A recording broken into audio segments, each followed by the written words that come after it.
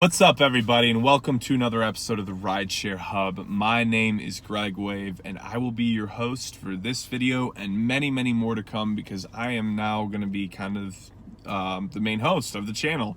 Dylan's going to be taking a break for a while. I know he's going to miss you guys dearly, but I'm going to be kind of the main one now. So what I'm going to go over with you guys today is how to really maximize your surge earnings. And I have some really I have some tricks that I haven't really met a lot of people that utilize what I do to really crush surge time.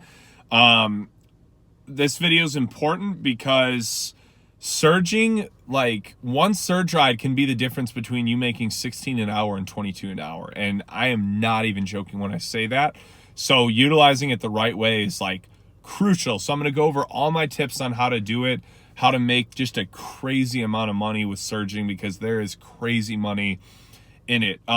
Before we get started though, I do want to tell you guys about GetUpside. GetUpside is an awesome app for saving money on gas. It's 25 cents off per gallon the very first time you use it, 1 cent off per gallon for every single person you refer consistently. So like you could be seriously saving like 10 cents per gallon every time you fill up if you've got 10 people that'll use the app.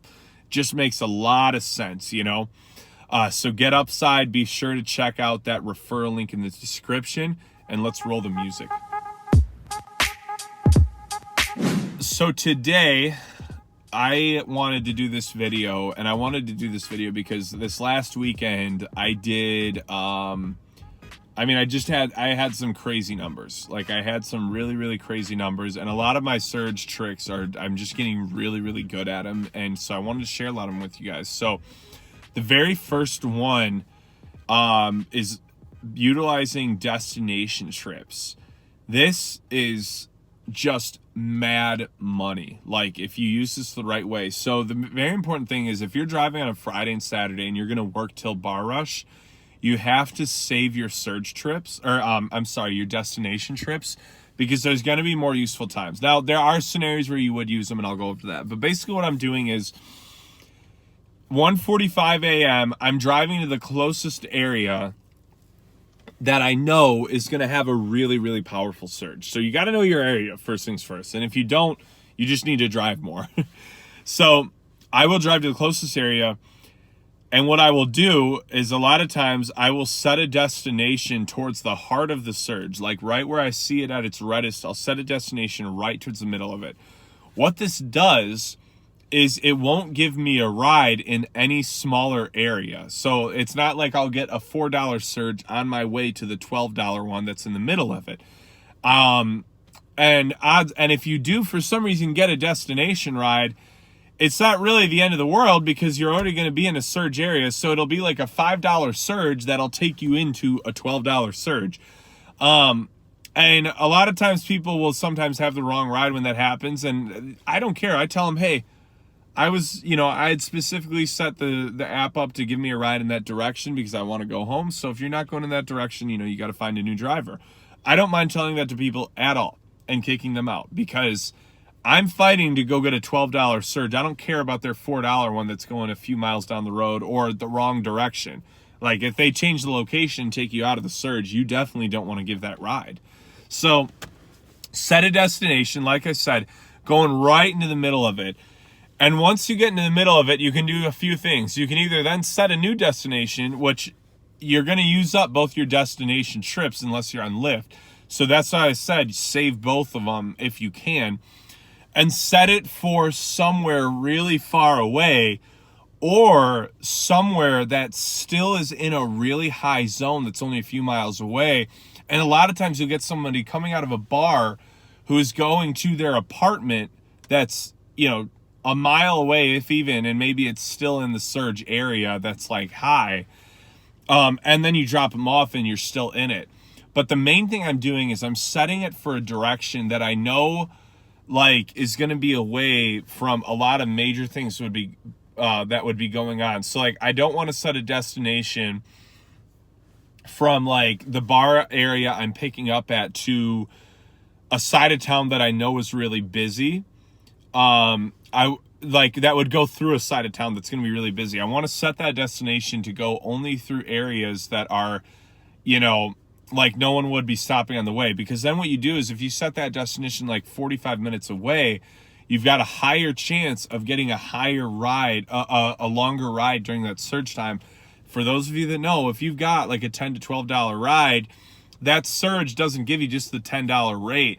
It's a multiplied effect because it's a long distance ride. So what they do on really long rides is they give you the earnings of, essentially, this isn't the algorithm, but essentially a bunch of shorter rides, because they know, okay, he's taking this guy 45 minutes away. He's not going to get to hang out for any of this surge. So you end up getting like this really high rate.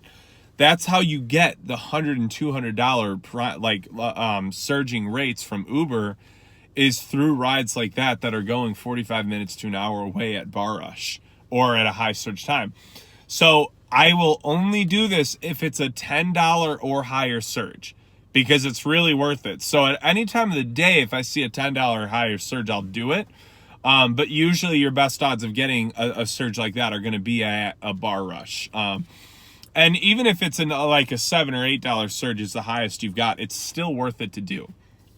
So that is a really, really important thing with surging. Now, if you really are wanting to crank it up a notch, and this is where it gets to be really like powerful, if you are qualified for Uber Gold Rewards, you get to see where your ride is going before you accept it.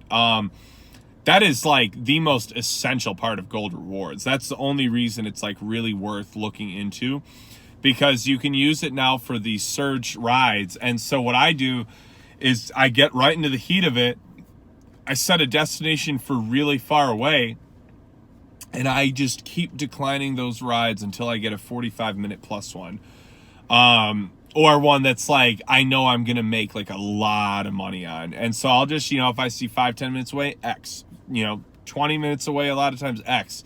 As soon as I see 35 and 40, I nab it. Now, the key here is you've got to be watching that surge, because what could happen is you cancel a ride and then that surge goes away and you're not going to get anything for it. So you don't want to cancel the ride too quickly. You want to really make sure that that main surge is still going to be there, because sometimes they do go quick. Now, a lot of times they hang around for a bit, and that's why for a few minutes you can do it. But the thing is, too, is like when those bars let out, those rides come flying in so quick if you're close to them that you can decline and you'll have another one pop up immediately. So it should take under a minute to get a ride that's going to be going far away. It really shouldn't be that hard. And that one ride could be $100, $150, on the rare case, $200 or more. I have given so many $80 to $110 rides doing this. It's like every weekend I can count on it. Every weekend at Bar Rush, I know it's going to happen. And so it's awesome, because I know that from like 2 to 3 a.m., I'm going to make like $50+ that hour. And so why I love it so much is like a lot of times it balances out my entire day. If I did have a slower Saturday for some reason,